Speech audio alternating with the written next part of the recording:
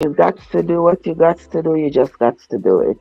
Just it is just that simple. No matter what happens or comes what may, when you have to do what you have to do, you got no choice but to do it. So, guys, this morning, since I feel an obligation to come here to read the Bible, then I am here to do just that. We are on a quest and we are not going to stop until it's all done. Our mission here is to read this Bible from beginning to end. We are just about halfway through and it's no time to stop. We are going to continue on to the end. Well, I want to say welcome to everybody into the live. Thank you all so much for coming. Those of you who are new here, a very special welcome to you. Thank you so much for stopping by. Mr. Card, I almost not come. Good morning, sis. I almost didn't come. But I willed myself and I said, you know what? This is probably what the powers that be wants for me to not show up. So I'm going to show up. Even under these circumstances, I'm going to show up no matter what. And so here I am, showing up. Not showing out, showing up, my dear sister. I am here showing up because we got to do this. It is of utmost importance that we do this. And so I'm not going to, not do it because of anything or any reason. But when I tell you this morning, I wake up with a piece of a discomfort. It is not funny. With a piece of discomfort that could make me not do any of this. But anywho, I'm going to say good morning to you all. Thank you all for coming. It is indeed a pleasure being here.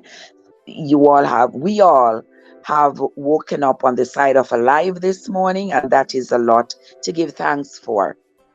So we are going to give thanks for it. And then we're going to move right along into the reading of the book of Job. Now, thanks to those of you who came into the Bible quiz yesterday. The Bible quiz yesterday was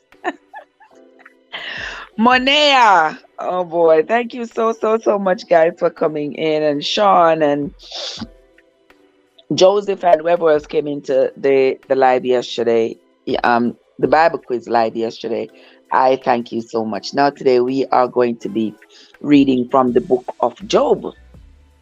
Yes, we have heard a lot about Job, the man in the Bible who was afflicted with leprosy or some kind of skin affliction with a lot of sores all over his body. All his children died, all his animals died, and everything, and he still remained faithful to his God. And then everything was magically restored. And so with that, Job sort of became some kind of a hero, according to the Bible stories, for his faith. And so many people, when you hear them talk about faith, they talk about having the faith, like the faith of Job, because of how the narrative of the Bible has portrayed Job as being so absolutely faithful. Now, for those of you who are new here, those of you just coming into my channel, please be aware that we do not endorse any particular religion or any particular denomination over here. What we do is simply read the Bible for ourselves and try to understand it from a layman's point of view, because after all, the Bible is very influential in absolutely every aspect of our lives. And I believe it's imperative that we know what is in the Bible for ourselves, rather than to continuously be told what is in the Bible. So I have taken on this quest to read the Bible for myself, and I'm sharing that reading with you. Okay? So that we all can understand it together. We identify the discrepancies, we identify, the changes in thoughts, the changes in laws, the enactment of new laws, what they meant then and what they might mean to us now. The most recent of which we saw where is that Moisha? Moisha, what's up? That's Moisha from Moisha's Empire, guys. And Moisha coming in. You all know how I do when I do. Where's my other phone? Oh Lord, I'm looking for the phone that is right here in my hand. Oh Jesus. Forgive me, gentle people.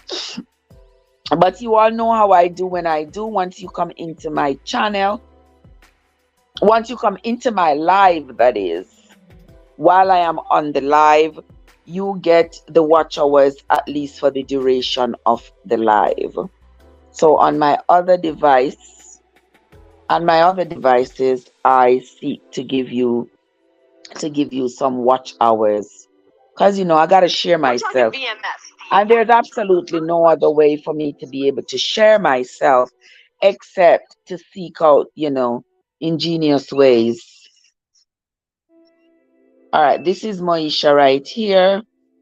What does Moisha have here? Checking on my new hairstyle, grade it. All right, so I'm not going to be able to grade it while we are on the live, Moisha, but I'm going to have you play right here while I am on this live. Okay, that's the way I gotta share myself. Because oftentimes I don't see my people. Oftentimes I do not see my people.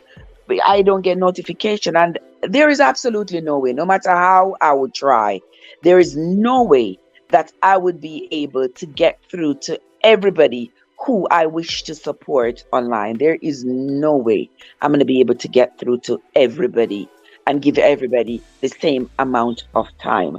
So when I'm on the live, that is a great time. When somebody comes into the chat, that's a great time for me to check out their channel on another device and share a little bit of me with them. That's just my way of doing it. But anyway, I want to say welcome to everybody. Thank you all so much. Welcome, Misha. Thank you so much for coming, my love. I hope you're having a great Friday morning and getting ready for the weekend. Now, this morning, we are going to be reading the book of Job. We are going to be reading from Job's chapter 1 through Job chapter 1 through chapter 8. 1 through 8 might seem like a lot to read at one time, but if you are following the stories, it might not be. It's like reading a storybook, and if you read the storybook and you read it from beginning to end, it doesn't seem like a lot. It's just a book and you read it. So this morning we are going to be reading the book of Job, from Job chapters 1 through 8. All right, so get your book Bible or your Google Bible and come along with us as we read. Shay is here. Shay. Shay, what's up? Guys, don't forget to hit the like button, and don't forget to share out the stream and invite your friends to come on over into the live. All right, we are on our way to reading the entire Bible, and being at the book of Job, I think we just about have, this is page 449, and we have page 1006. So we are almost at the middle of the Bible. Almost. We are almost at the middle of the Bible. Pretty soon, before you know it, by next year this time, yeah, we are like at the middle of the Bible. So by next year this time, we should be finished reading the Bible. And then none of you will be able to say XYZ is not in the Bible, because you can always say, well, I remember Trev read that or that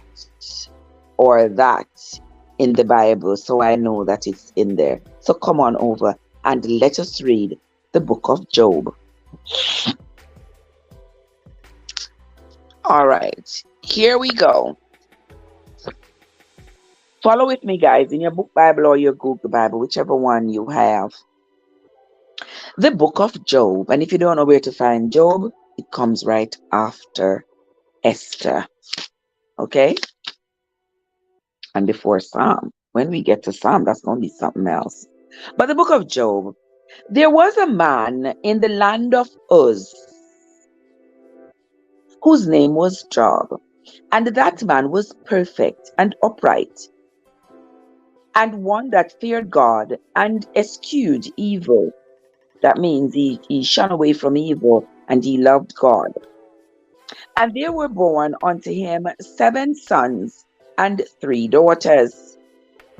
His substance also was 7,000 sheep and 3,000 camels, and 500 yoke of oxen, and 500 she asses, and a very great household.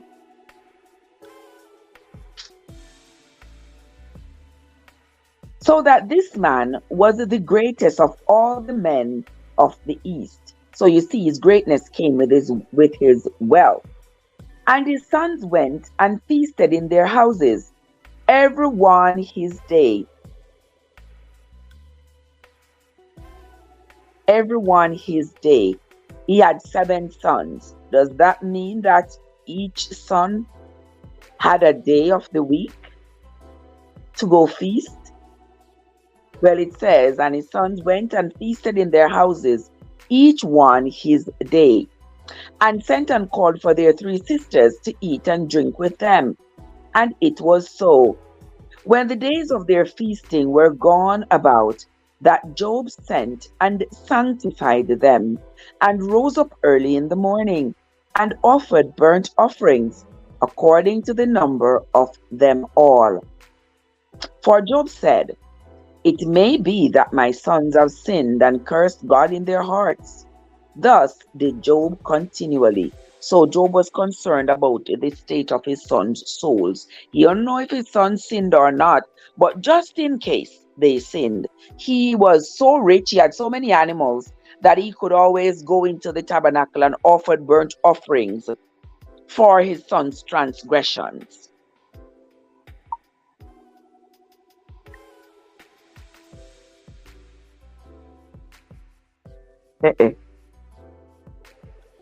Okay.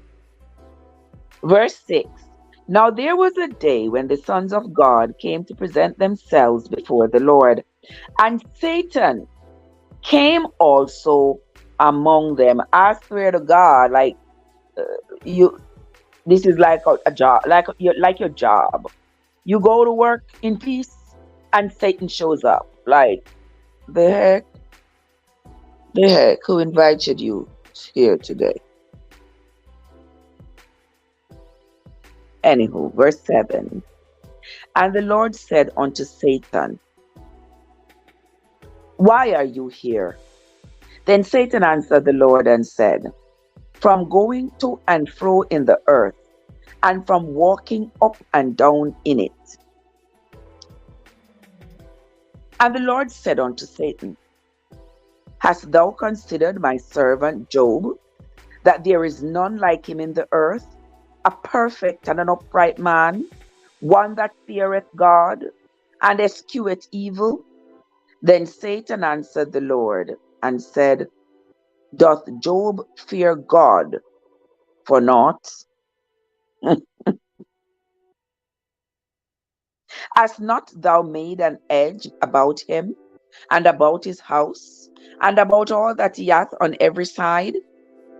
Thou hast blessed the work of his hands, and his substance is increased in the land. But put forth thine hand now, and touch all that he hath, and he will curse thee to thy face. Now this is Satan saying this to God, like, if you cause Job to hurt in any way, if you strike his animals, if you do something against his great possession to cause him to lose it, you will see how quickly he's going to turn against you. What kind of mocking and jeering is that? Irene is here. Irene, how are you doing, my love? Hold on there. Misha. Where them, Moisha? Where them? Play them. Them rich people channel there, And my little people channel them, I focus on, this. Hold on, but this don't play already. Hold on there, Moisha. Let me see what is going on right here. So, Let me see if you have one playlist. Alright, Moisha, you have one playlist right here, so I don't want to know in time. Alright, she have one playlist here with some.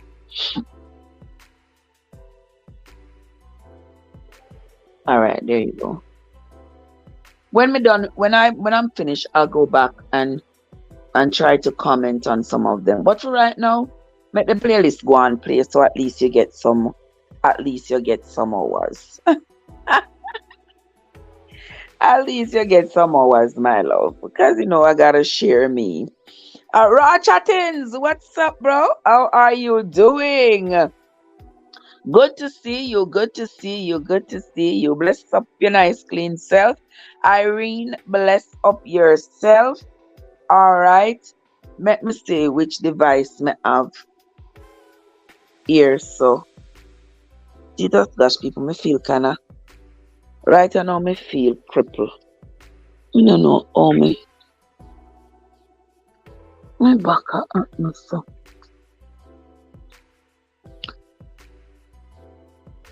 But watch out. Then our cousin, let me name plug in the iPad all this time. But what is not this? So all this time the iPad wasn't plugged in. I think it charged, But anywho, we are going to continue. Whatever happens, happens. I'll have to wait until this iPad gets some charge, and then raw chattings. And then raw chattings. Yes, sir. Oh, you have a bad tummy here, Lord Jesus. Are you telling me? I know, me just.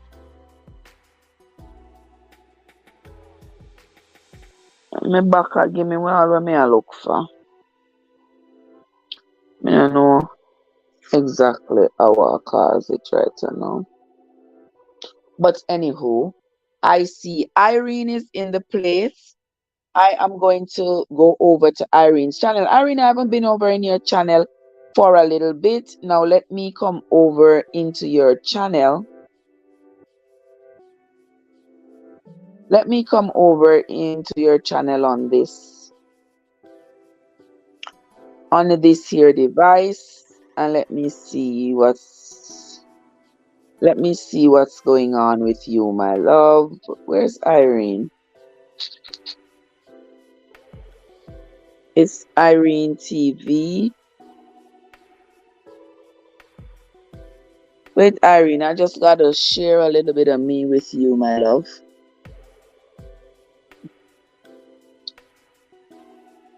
Wait, Irene, same on this? No, that's not you. Irene TV. Okay, this is you. Oh. Okay, this is Irene.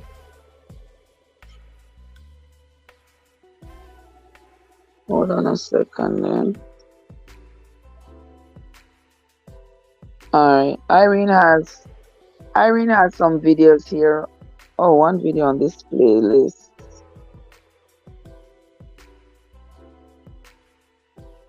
Alright, with that pantsuit.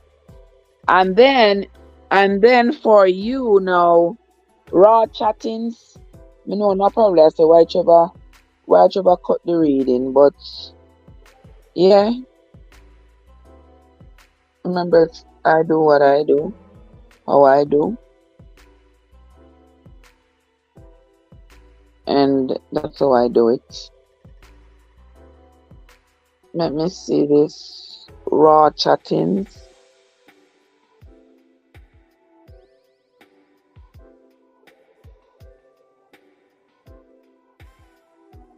Raw chattings.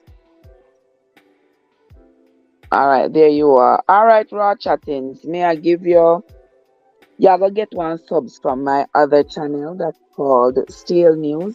Me don't really have anything on there yet, but me I gonna start put stuff over there when we find the time.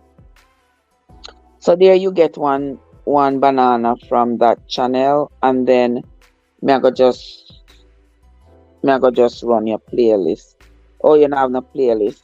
So you don't have no playlist. Let me see what else you got. Your videos.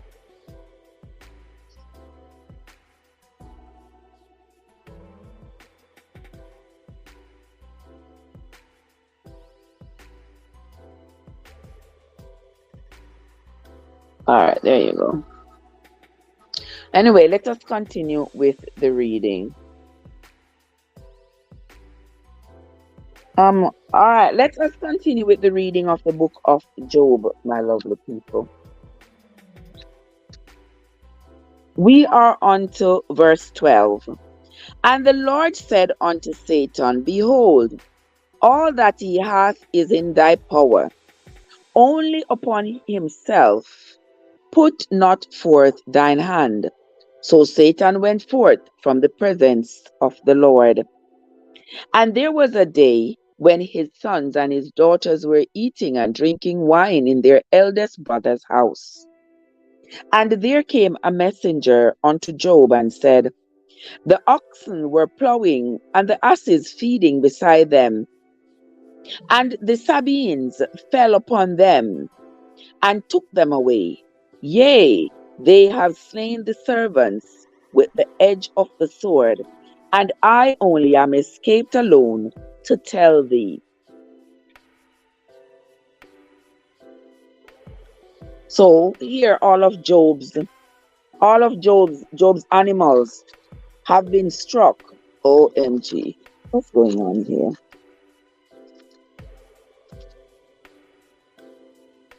Let us continue. We are going to read that part again. And there was a day when his sons and his daughters were eating and drinking wine in their eldest brother's house. And there came a messenger unto Job and said, The oxen were plowing and the asses were feeding beside them. And the Sabines fell upon them and took them away. Yea, they have slain the servants with the edge of the sword, and I only am escaped alone to tell thee. While he was speaking, there came also another servant and said, The Chaldeans made out 3 bands and fell upon the camels and have carried them away, yea, and slain the servants with the edge of the sword. And I only am escaped alone to tell thee. So here, the Chaldees, they came and they slew the servants who were caring for the camels, and they took the camels.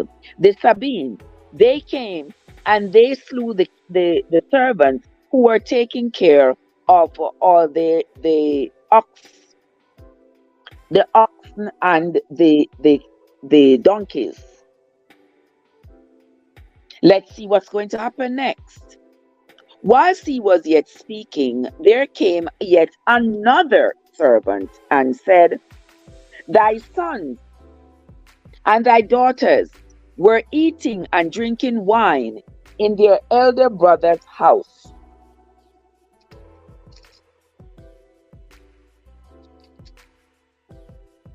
And behold, there came a great wind from the wilderness, and smote the 4 corners of the house, and it fell upon the young men, and they are all dead.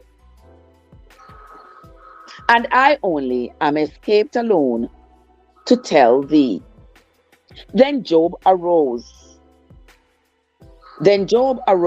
and rent his mantle, and shaved his head, and fell down upon the ground, and worshipped, and said, Naked did I come out of my mother's womb, and naked shall I return. The Lord gives, and the Lord takes away. Blessed be the name of the Lord. In all of this, Job did not sin, nor did he charge God foolishly. So he didn't sin. He didn't sin And he didn't curse at God as to why God caused all of this destruction to befall him. The house falling down on all of his children, and all of his camels got taken away, and all of his oxen and his donkeys got taken away. But he still did not curse God. Now we're reading from the Bible. Chapter 2. Again, there was a day when the sons of God came to present themselves before the Lord, and Satan came also among them to present himself before the Lord. And the Lord said unto Satan, From whence comest thou? Like, where you come from here again? And Satan answered the Lord and said, From going to and fro in the earth, and from walking up and down in the earth. And the Lord said unto Satan, Hast thou considered my servant Job, that there is none like him on the earth, a perfect and an upright man, one that fears God and escheweth evil?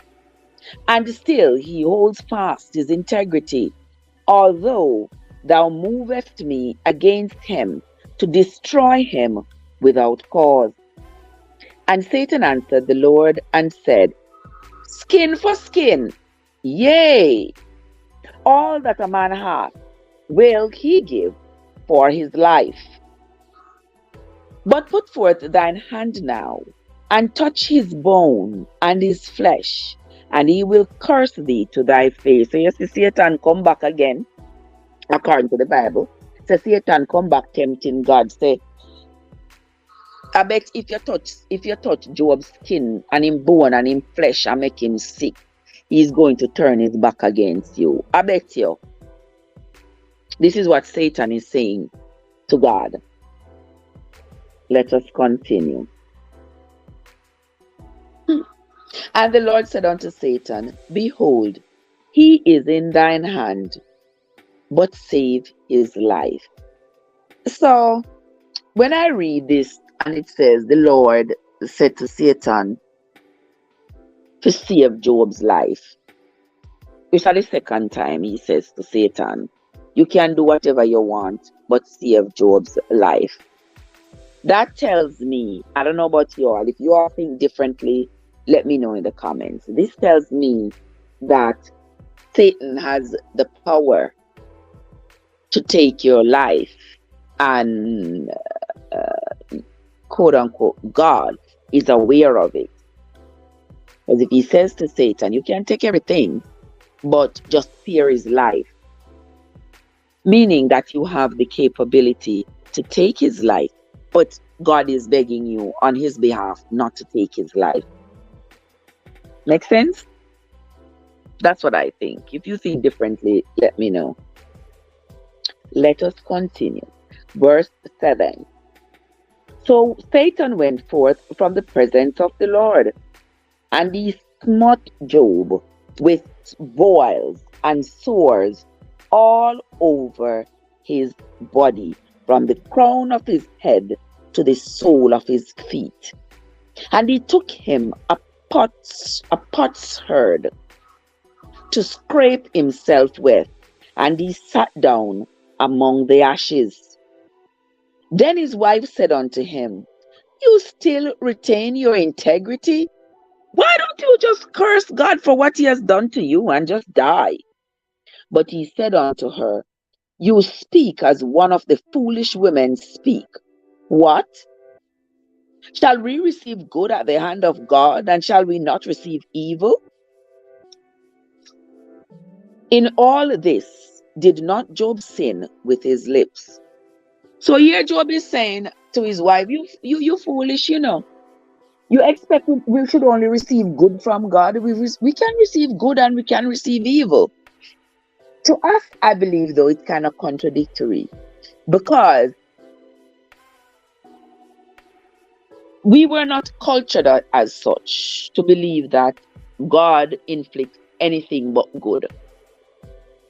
We were not taught to believe that any evil that has befallen us is from the hands of God.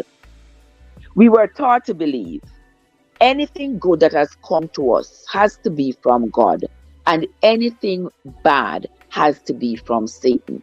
And so if we are sick and we consider the sickness to be a bad thing, it had to be a satanic affliction. But if we get healed, we get better, then it has to be that God stepped in on our behalf. That's what we were taught to believe, that there is this yin and yang, there's this good and bad, these two forces that rule the universe. These two forces that inflict pain and remove pain. So they are always fighting. There's this antagonistic relationship going on between these two forces. Now here, the Bible is saying that Job's wife asked him to just curse God and die. And Job says, you expect to get only goodness from God? If you get goodness, you can get illness as well. Verse 11. Now when Job's 3 friends heard of all this evil that was come upon him, they came every one from their own place. Eliphaz the Temanite, Bildad the Shuhite, and Zophar the Naamathite, for they had made an appointment together to come to mourn with him and to comfort him. And when they lifted up their eyes afar off and knew him not, they lifted up their voices and wept, and they rent every one his mantle, and sprinkled dust upon their heads towards heaven. So they sat down with him upon the ground 7 days and 7 nights, and none spake a word unto him, for they saw that his grief was very great. So here we see in chapter 2 of the book of Job, Job's friends came to see him from afar. His 3 friends came to see him. His 3 friends were Eliphaz, Bildad, and Zophar. They came to see him. They couldn't recognize him because he was covered in sores and boils. And who wants to go close to somebody who's covered in sores and boils when you don't even know what these sores and boils are, and whatever bacteria, whatever microbes might be living in those sores and boils? You don't want to get close to them and get infected. Okay? So here was Job and his 3 friends. They sat with him for 7 days and 7 nights, but they did not speak a word, because they saw that Job was afflicted with this disease, whatever it was. Let us move right along to chapter 3. Come along with me, guys. Get your book Bible or your Google Bible and let us read together, because all of this we need to know.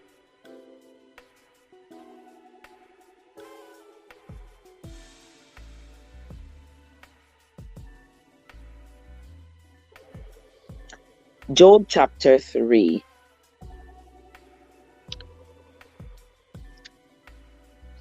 After this opened Job his mouth, and he cursed his day. And Job spake and said, let the day perish wherein I was born, and the day in which I was said, there is a man-child conceived. So here he's cursing the day that he was born, the day that he was conceived. Let that day be darkness. That day is already past. That day can't come back. And that is ridiculous. That day that you were conceived, that day that you were born, that day is already past, never ever to come back. So you can't curse that day to say, let darkness fall upon that day. It's like that day left from Miami and went to New York. And now that day is now residing in New York. And in New York now that day is going to be dark. That day is past. It's absolutely ridiculous. You cannot get back that day. That day will never pass by again. But let us continue. Let that day be darkness. Let not God regard it from above. Neither let the light shine upon it. Let darkness and the shadow of death stain it. Let a cloud dwell upon it. Let the darkness of the day terrify it. As for that night, let darkness seize upon it. Let it not be joined unto the days of the year. Let it not come into the number of the months. Lo, let that night be solitary. Let no joyful voice come therein. So if he was conceived on, say, March 2nd, if he was conceived on March 2nd, he's cursing the day of March 2nd to say on that day, every year going forward, there should be darkness and evil should happen on that day, and also on the day that he was born. That's some serious kind of cursing there. Let us continue. Let them curse it that curse the day, who are ready to raise up their mourning. Let the stars of the twilight thereof be dark. Let it look for light, but have none. Neither let it see the dawning of the day. Because it shut not up the doors of my mother's womb, nor did sorrow from mine eyes. Why died I not from the womb? So here he is right here, he's angry. He says, why am I even die in my mother's womb? Why am I even here? Why did I not give up the ghost when I came out of the belly? Why did the knees prevent me? Or why the beasts? Or why the breast that I should suck? For now should I have lain still and been quiet. I should have slept, then I had been at rest. Job is sounding like a typical person who is suffering. People who are suffering, they go through a lot of emotions. And they ask themselves a lot of questions. Like, wait, hold on, guys, hold on.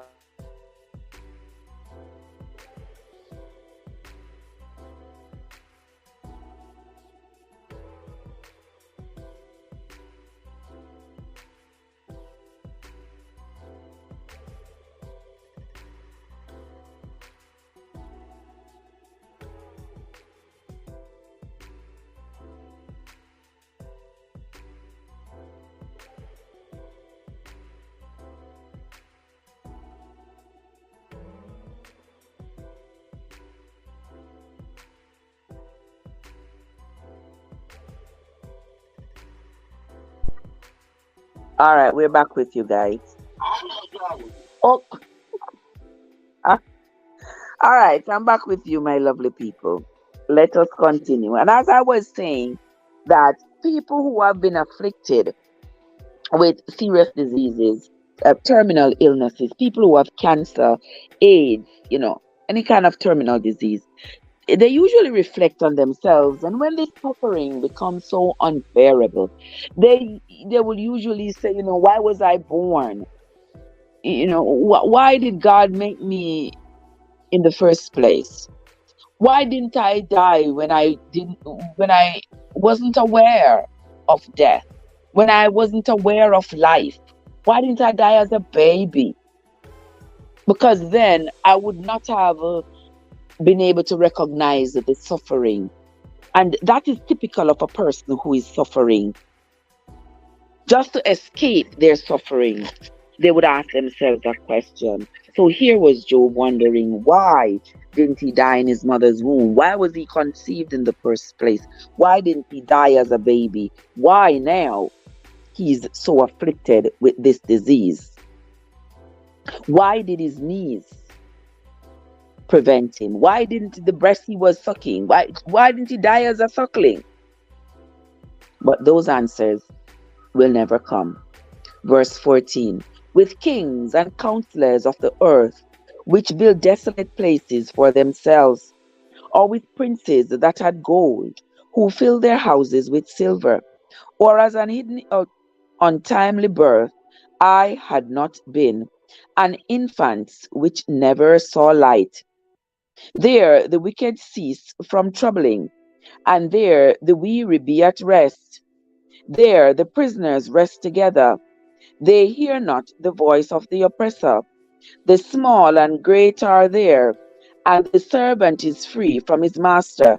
Wherefore is light given to him that is in misery, and life unto the bitter in soul, which long for death, but it cometh not, and dig for it more than for hidden treasures, which rejoice exceedingly, and are glad when they can find the grave. Why is light given to a man whose way is hidden, and whom God hath hedged in? For my sighing cometh before I eat, and my roarings are poured out like the waters. Verse 25. For the thing which I greatly feared is come upon me, and that which I was afraid of is cometh unto me. I was not in safety, neither had I rest, neither was I quiet, yet trouble came. So here, poor Job is saying, I mean, I serve God, I do everything, I thought I was doing everything right. I was afraid that if I did wrong, that God would punish me. So I tried to do everything right. And even though I did everything right, here I am being afflicted. Seriously afflicted.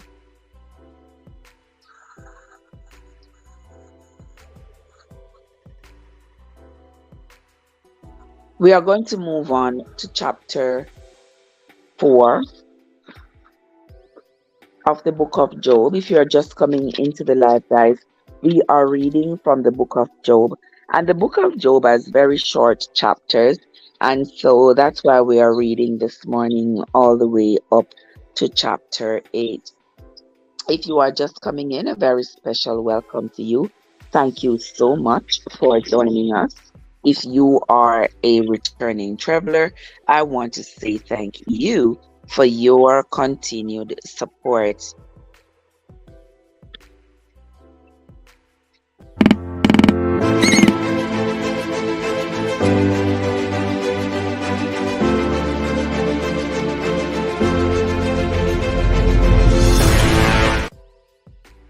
Let us continue. We are moving on to chapter 4.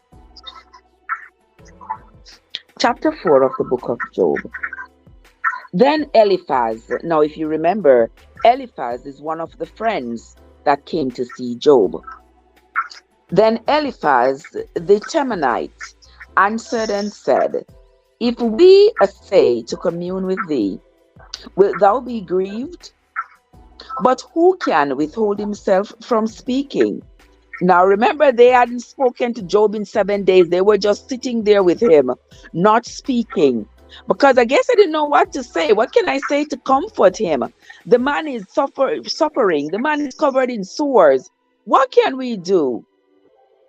And since we can't say anything, we can't do anything, we're just going to sit here and keep his company. So now, Bilphas has spoken up.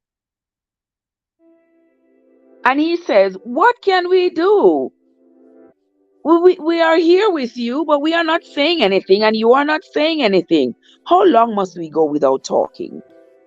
Behold, thou hast instructed many, and thou hast strengthened the weak hands. Thy words have upholden him that was falling, and thou hast strengthened the feeble knees. But now it is come upon thee, and thou faintest. It toucheth thee, and thou art troubled. Is not this thy fear, thy confidence, thy hope, and the uprightness of thy ways? Remember, I pray thee, whoever perished being innocent, or where were the righteous cut off? Even as I have seen, they that plow iniquity and sow wickedness will reap the same.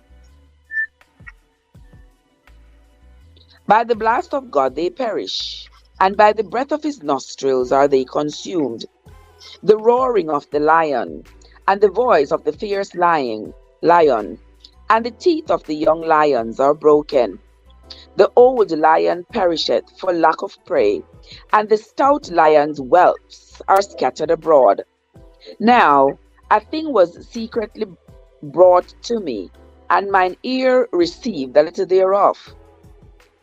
In thoughts from the visions of the night, when deep sleep falleth on men, fear came upon me, and trembling, which made all my bones to shake. Then a spirit passed before my face, and the hair of my flesh stood up. You hear that? He said a spirit. He said a spirit passed by him, and the hair on his flesh stood up. So they were essentially telling him, there is no way you have not committed some kind of evil and sin, because nobody did this right. Just go through that. Exactly. That's what they were saying to him. Like, what the hell? You know, what in the world? You were such a righteous man. You said you did everything right and you stayed away from sinning. You eschewed evil. You didn't entertain any evil thought. You didn't do anything bad to anybody. So why are you afflicted with this disease? Verse 14 said, fear came upon me, and trembling, which made all my bones shake.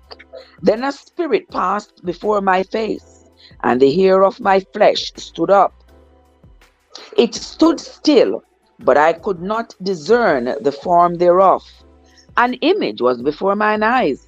There was silence, and I heard a voice saying, shall mortal man be more just than God? Shall a man be more pure than his maker? No, this is what Job said he heard the Spirit say. Behold, he put no trust in his servants, and his angels be charged with folly. How much less in them that dwell in houses of clay, whose foundation is in the dust, which are crushed before the moth. They are destroyed from morning to evening. They perish forever without any regarding it. Doth not their excellency, which is in them, go away? They die, even without wisdom. So Job is having a hard time.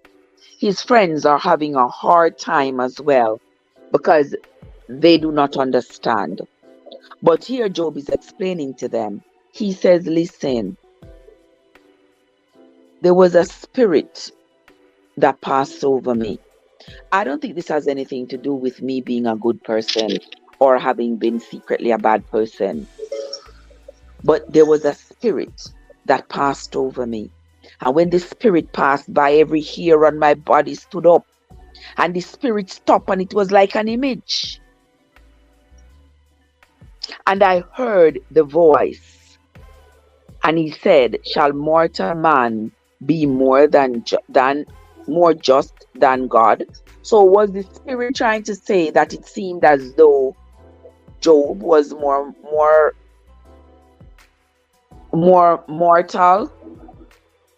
was more just than God? Is that what it says? That he was more mortal because he was more faithful, he was more honest, is that, you see, the devil, will say things, will have things to be said that will astound you.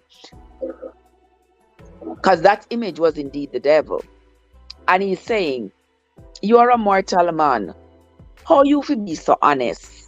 Or you so honest, it seems like your honesty is even more than God's honesty. It seems like your righteousness is even more than God's righteousness. How can that be when you are just a mortal man? This is what the devil is saying. Woo!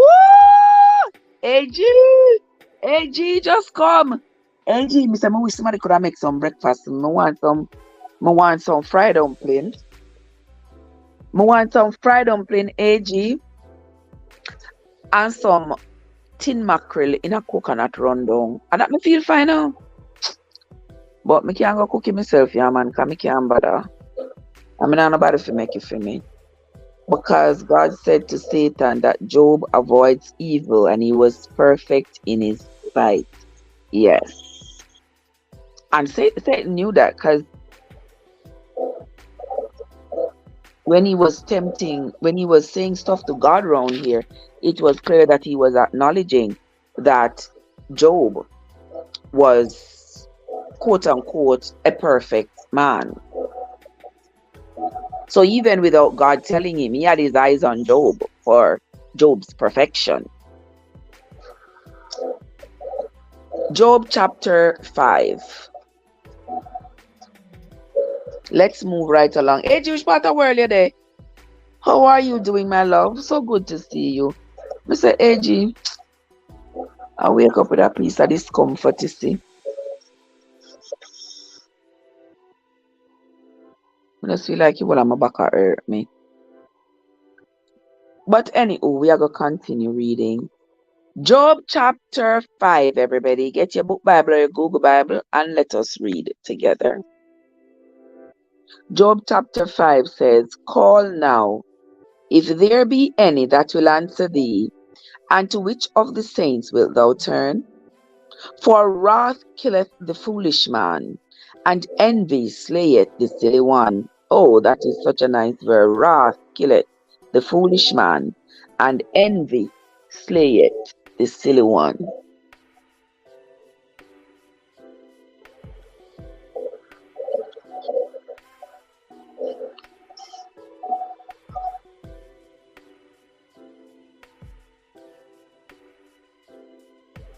I have seen the foolish taking root, but suddenly I cursed his habitation. His children are far from safety, and they are crushed in the gate. Neither is there any to deliver them.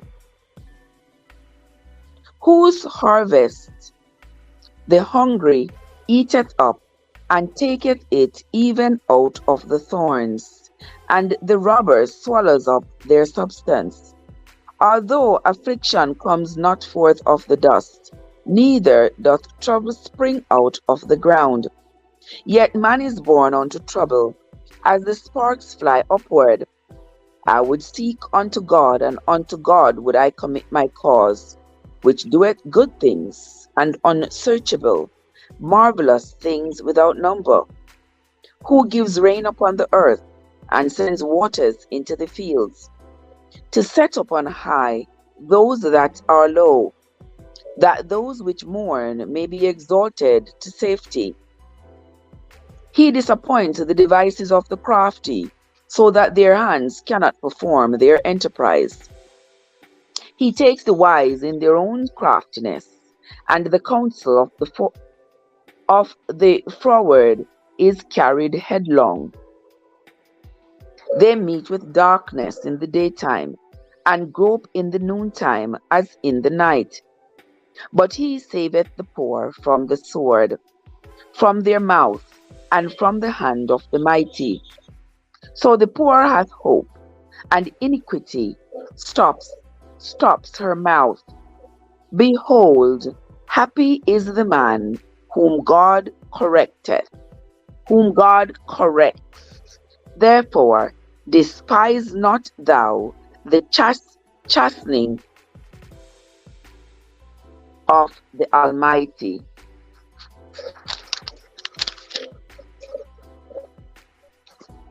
Verse 18. For he maketh sore, and bindeth up. He wounds, and his hands made whole. He shall deliver thee in 6 troubles. In 6 troubles.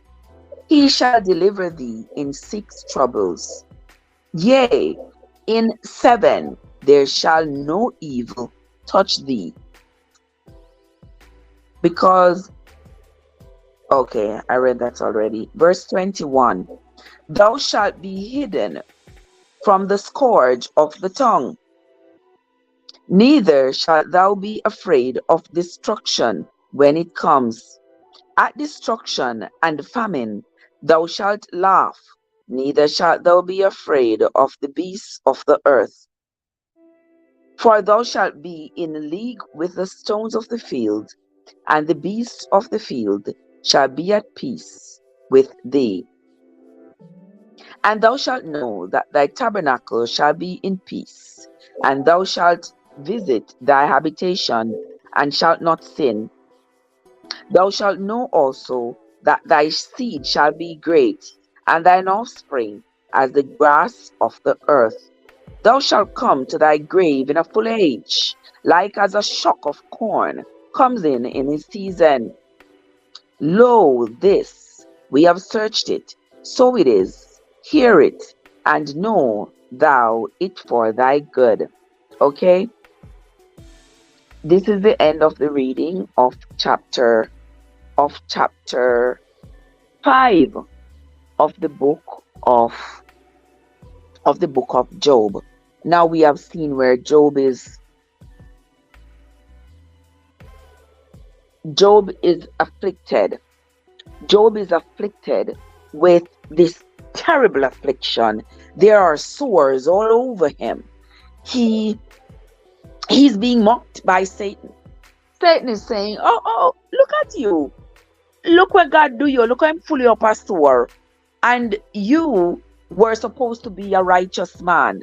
You serve him with all this righteousness. You eschewed evil. You didn't like nothing evil, nothing unkind, nothing cruel. You're not partake of. And yet, look what God do to you. If him do that to you, what would I do to her like me? You know, see the devil crafty and conniving. Yeah. He caused the house to fall down on Job's 7 sons and 3 daughters, killing everybody. He caused all of the camels, all of Job's camels, to be taken away. And the servants who were taking care of the camels to be slaughtered. And he caused all of the ox that Job had in the fields to be taken away, and all the servants who were watching the oxen to be slaughtered. And it's like, what next? What more? And here now he comes taunting the man. He said, you don't even talk bad about anybody. You are not in league with anybody who has done evil. And yet, look at you. Verse 6. Let's see what Job says to the devil. But Job answered and said, oh, that my grief were thoroughly weighed, and my calamity laid in the balances together. For now it would be heavier than the sand of the sea. Therefore my words are swallowed up. Moya, that's you? Ah!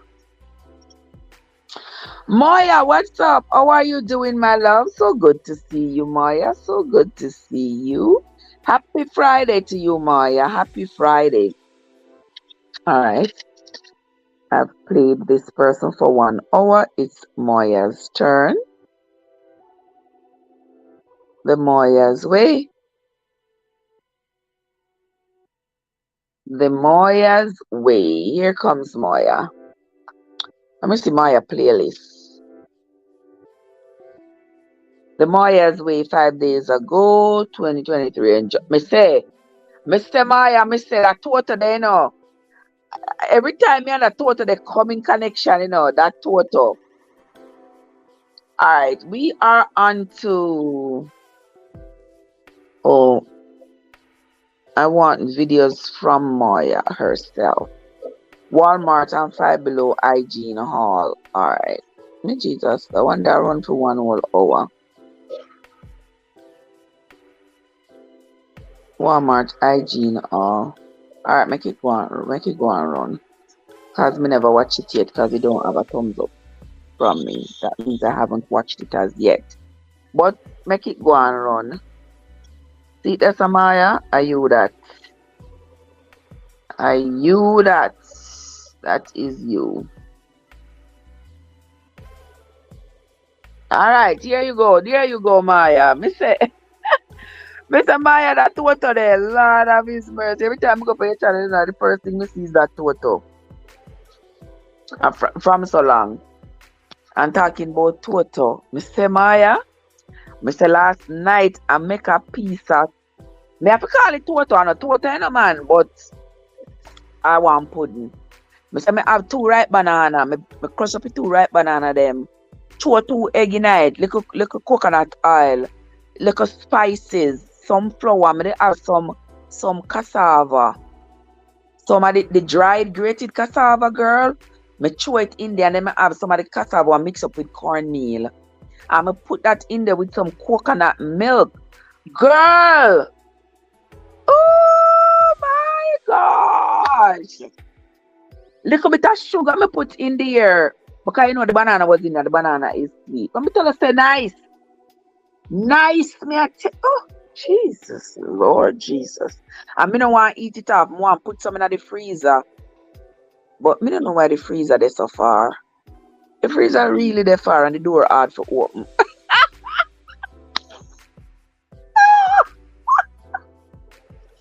Oh my God. I really want to keep my electricity bill down. So I don't really want to put anything in the freezer. Oh my God. I said the food was so good. But me have somebody to share it with. Me not have nobody to share it with. So we eat it bit by bit. Little bit by little bit. Oh my God. Let us continue. Let us continue.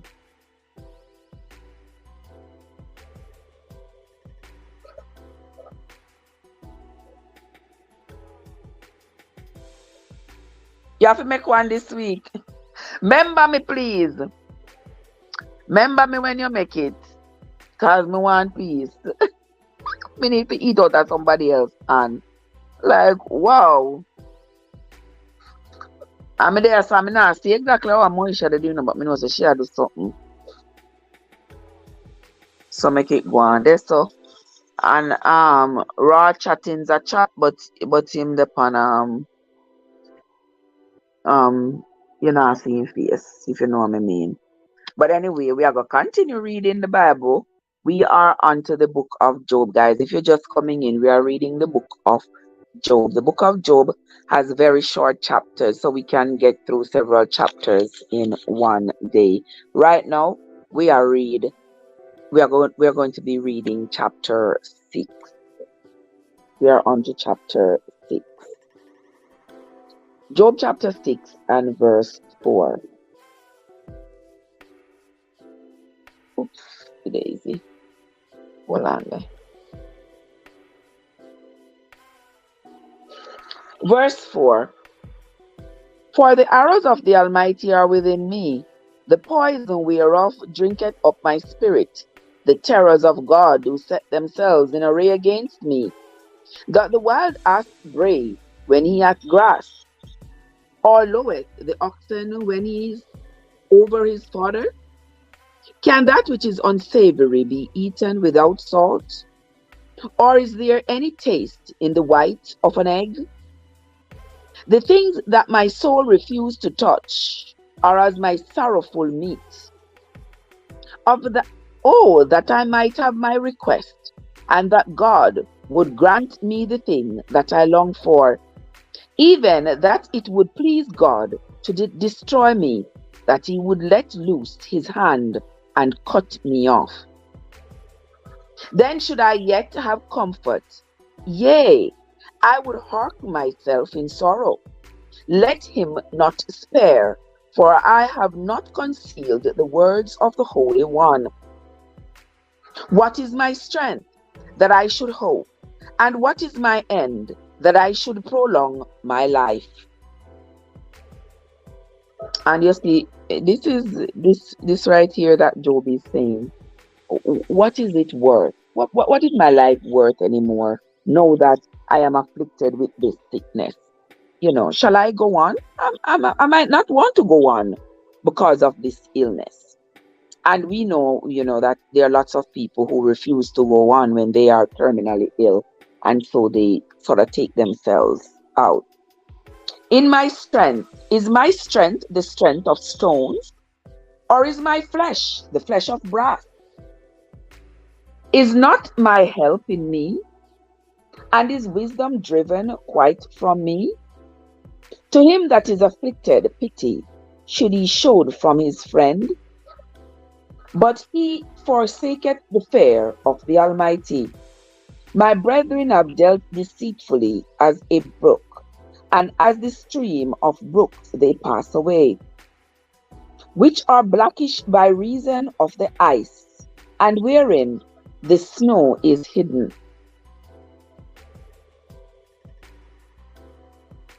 What time they wax warm, they vanish. When it is hot, they are consumed out of their place.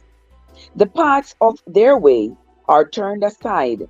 They go to nothing and perish. The troops of Tema looked. The companies of Sheba waited for them. They were confounded because they had hope. They came thither and were ashamed. For now ye are nothing. Ye see my casting down and are afraid. Who wouldn't be? I would be afraid too.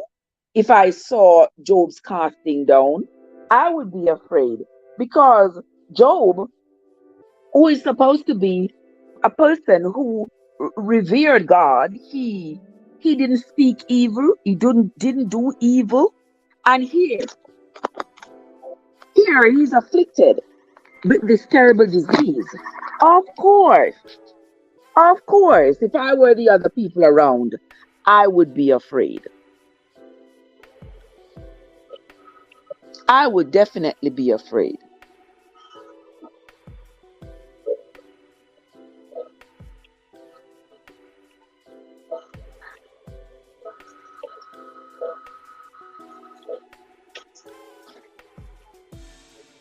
I see some people in the live. Welcome, guys.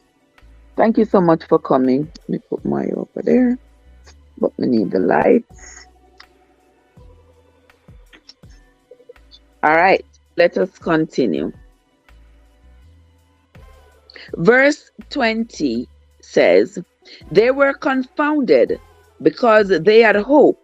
They came thither and were ashamed. For now ye are nothing. Ye see my casting down and are afraid.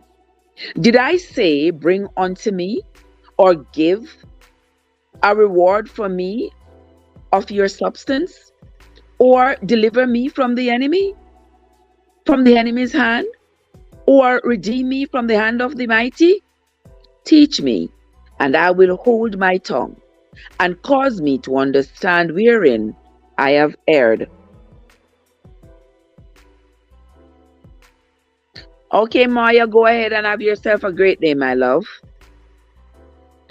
Verse 25, how forcibly are right words, but what doth your arguing reproof? Do we imagine to reprove words and the speeches of one that is desperate, which are as wind?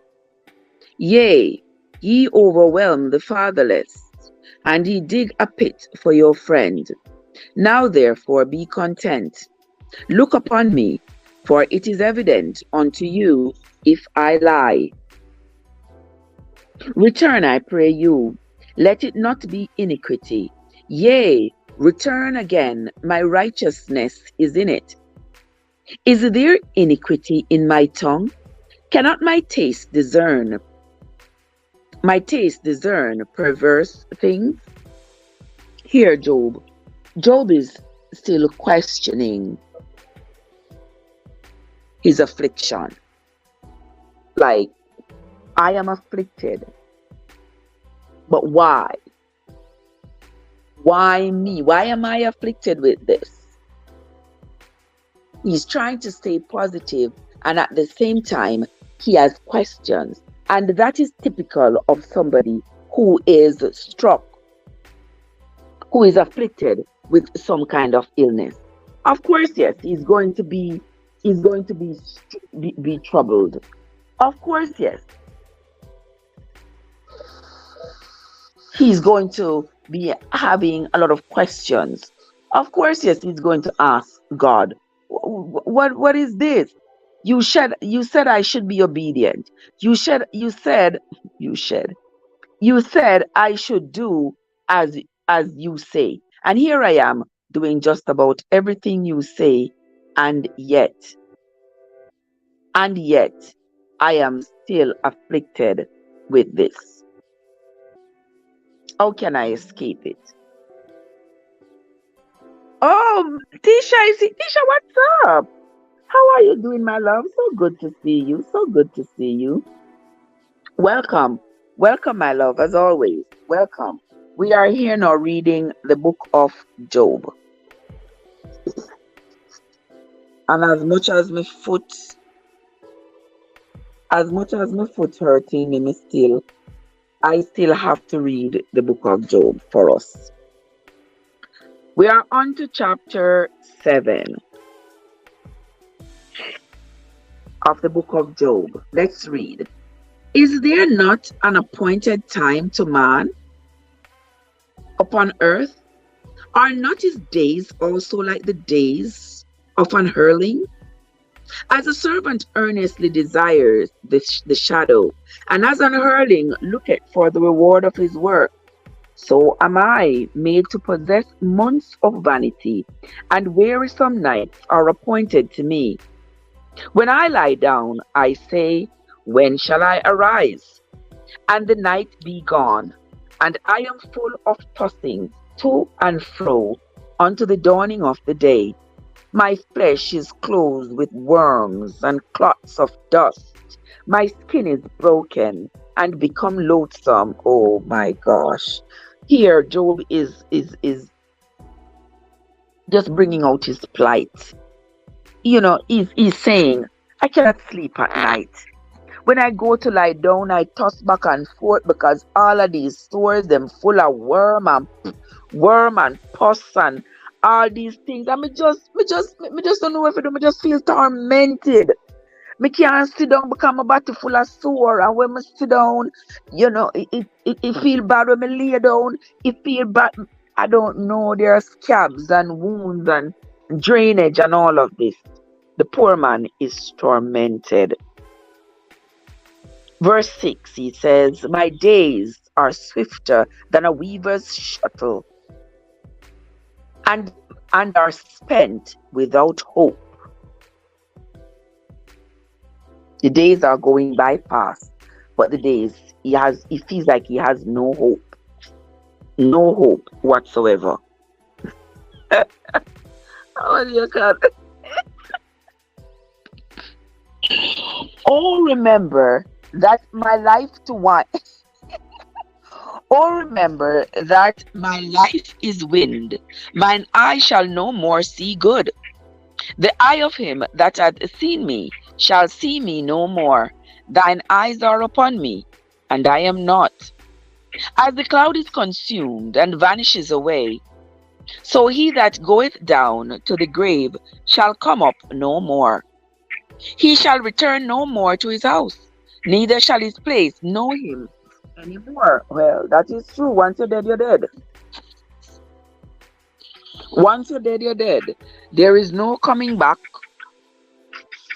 Pretty soon, nobody's going to remember you because all the people you know are going to die too. And there's not going to be one person left on earth who will remember your voice, who will remember your face, who will remember your deeds, who will remember what you look like, what you felt like, or even where you live. Next, therefore, I will not refrain my mouth. I will speak in the anguish of my spirit. I will complain in the bitterness of my soul. As I am I a sea or a whale that thou settest a watch over me? When I say my bed shall comfort me, my couch shall ease my complaint, then thou scarest me with dreams and terrifiest me through visions, so that my soul chooseth strangling and death rather than my life. I hate it. I would not live always. Let me alone, for my days are vanity. What is man? What is man, that thou shouldest magnify him, and that thou shouldest set thine heart upon him, and that thou shouldest visit him every morning, and try him every moment? How long wilt thou not depart from me, nor let me alone till I swallow down my spittle? I have sinned. What shall I do unto thee, O thou preserver of men? Why hast thou set me as a mark against thee, so that I am a burden to myself? And why dost thou not pardon my transgression, and take away mine iniquity? For now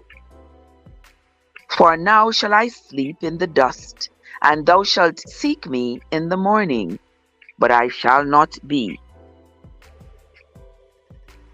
Poor Job. I can't imagine that kind of misery. Can't imagine that kind of misery on anybody.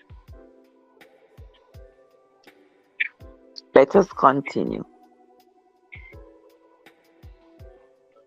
Chapter 8. Then answered Bildad the Shuhite and said, How long wilt thou speak these things? How long wilt thou speak these things? And how long shall the words of thy mouth be like a strong wind? Doth God pervert judgment, or doth the Almighty pervert justice? If thy children have sinned against him, and he have cast them away for their transgression, if thou wouldest seek unto God betimes, and make thy supplication to the Almighty, if thou wert pure and upright, surely now he would awake for thee, and make the habitation of thy righteousness prosperous. You see, now this is Job's friend, This is Job's friend saying, you are still serving this God who has afflicted you. You are still remaining steadfast. You continue to remain this steadfast even though all of this has happened to you. Through thy beginning, though thy beginning was small, yet thy latter end should greatly increase. For enquiry, I pray thee, of the former age, and prepare thyself to the search of thy fathers. For we are but of yesterday, and know nothing, because our days upon earth are a shadow. Shall not they teach thee, and tell thee, and utter words out of their heart? Can the rush grow up without myrrh? Can the flag grow without water? Wills it yet in its greenness, and not cut down? It withereth before any other herb.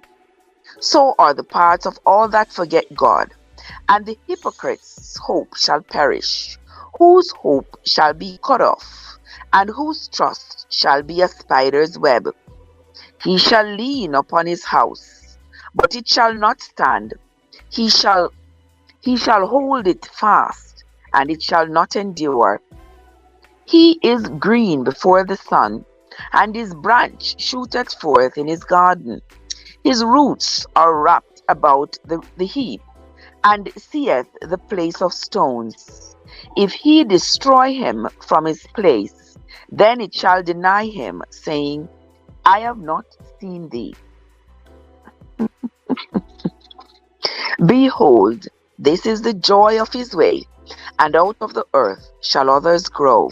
Behold, God will not cast away a perfect man, neither will he help the evildoers.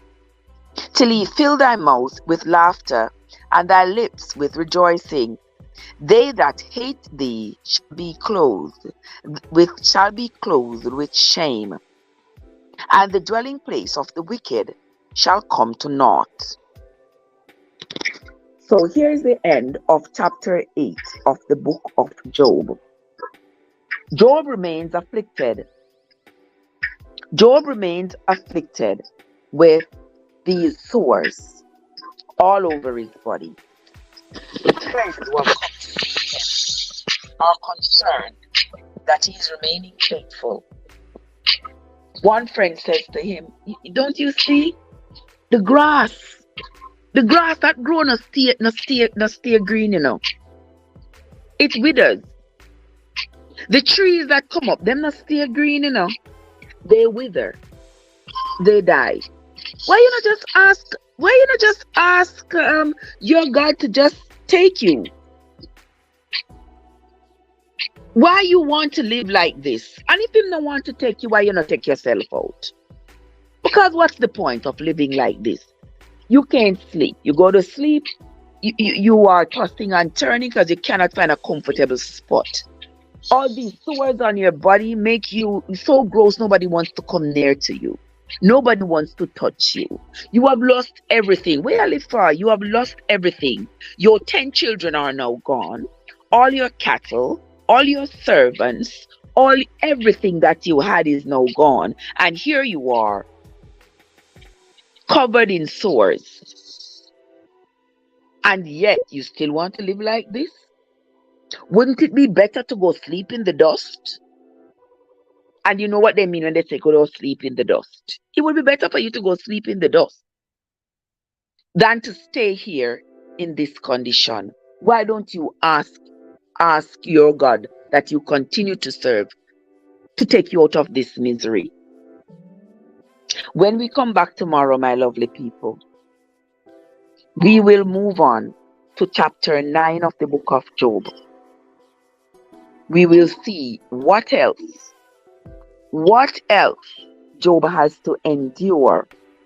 And whilst he's enduring it, what are his friends and neighbors and everybody else around him saying about his will to endure? Because you got to have some strong will to endure for you to stay there and endure all that is going on. We see a lot of people take themselves out whenever they are afflicted with any terminal disease or any misery. Some people, it's not even a terminal illness. It's just a social illness. We see them take out themselves. They have lost their comfort. They have lost hope.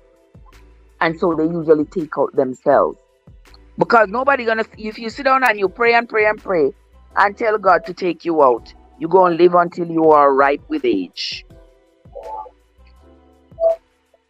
So a lot of people take themselves out because they would rather that than live in the misery or the hell that they're living in on earth. Recently we saw Sinead O'Connor, that lady that sings "Nothing Compares to You." Yes, she was living in a world, an earthly hell. She was living in. She talked about it online after her son, committed that silly thing. She was so heartbroken. She missed him terribly, and she talked about him often. And then, when the grief had reached its peak, and she could no longer endure it, she could no longer bear it, she took herself out as well. And we have seen lots of people resort resort to taking themselves out. As sad as it is something that is happening more too often these days. But not Job. Job says, oh no, I'm going to take this affliction, because the same way the Lord gives, he takes. The same way that he had given me all these children and all this wealth and all these servants and etc., same way he has taken them away. Devil has taken them away. It's like the book that we were reading yesterday, in which Maury, y'all remember the book we were reading about Tuesdays with Maury? It's almost like Job is a representative of Maury. Like, life has been good to me. It has given me great things. And if it's given me some affliction as well, that's always a possibility for you to have. If you can have good, then you can have bad. If you can have wealth, then you can be poor. One cannot exist without the other. They have to exist together. And the same way how Maury could appreciate that once upon a time he was well, and now he is sick and he's just making the best of it, so too is Job, making the best of his life. He's not taking himself out, and he's still believing in what he believes. All right. And that is where we are going to end the reading for this morning. I want to say thanks to everybody who came in. Moisha is still there showing her Walmart and 5 something. Let me see. Okay, Moya is still showing off her Walmart and 5 Below shopping haul. All these fancy things she go buy over there. And then I have Raw Chattings is running over here on my iPad. And then I have Misha's Empire is running over here. I can't hear what Misha said. Yeah, it's playing, but it's not. I don't put it loud enough because I don't want it to corrupt this live. All right. So that is going to be the end of our reading for this morning. When we come back tomorrow morning, we will be reading from Job chapters 9, a few more chapters in the book of Job, as we continue our journey to reading of this entire Bible. Once again, I want to say thanks to everybody who came into the live. I sincerely appreciate you all. I hope you all are getting ready for the weekend, getting ready to have a great weekend. As for me, I'm getting ready to work the entire weekend. So if you don't see me throughout the week, y'all are going to see me no matter what. You understand? But if you don't see too much of me during the weekend, just understand that, I'm going to be working the night shift. I'm going to be tired, and I'm going to be getting me some rest. Trust and believe that. I'll be getting me some rest. All right. So that's where we are going to end for this morning, my friends. Until next time, this is Trev from Trevessence, where your journey matters. Go ahead now, guys, and have yourselves a great day.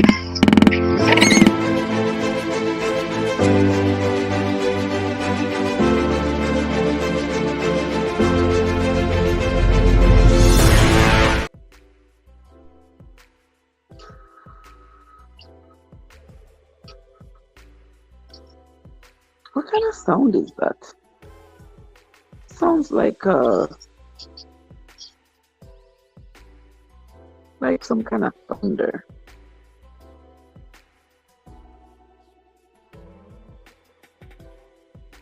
Okay, try again.